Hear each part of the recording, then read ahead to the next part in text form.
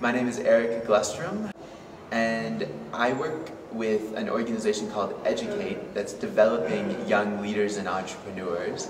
And here we're discussing talent and why it's important in today's world. So, especially in a place where resources are limited, I think we need a new generation who has the autonomy and the creativity and the empathy to find the resources that are there and use them to create positive change.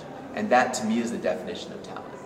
So oftentimes in the rural areas, there's no capital available, and youth can use the resources around them, which might be an open piece of land, to grow some tomatoes, for example, and use the $50 they get from that to then start the next phase of their venture that's towards a bigger, longer-term vision that they have.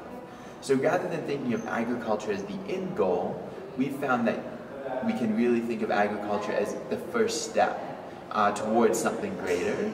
And that gives youth a lot more dignity as they're doing it. Sometimes subsistence agriculture is looked down upon.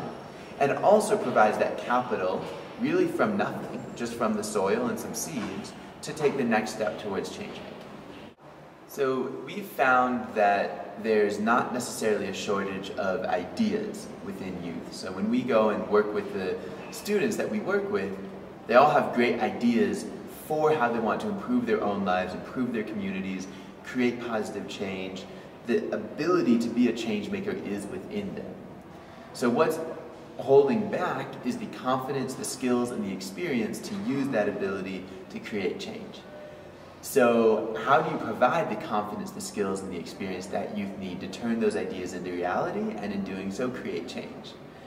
And I think a big key component for the confidence piece is mentorship.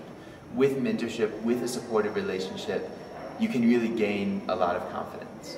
The skills come in some form of curriculum or training program that focuses on the skills that we need to create change. Teamwork, leadership. To create positive change, we need empathy, but also things like relationship building, looking out and how do you work with the community in a win-win situation. Those are all the skills that we need to create positive change. And then experience is the other piece that's needed, confidence, skills, and experience. And how do you help youth gain that experience when the education system is so memorization based? But you can change the education system to become more like an incubator of talent if youth are gaining experience out there in the community or even in their school, creating positive change.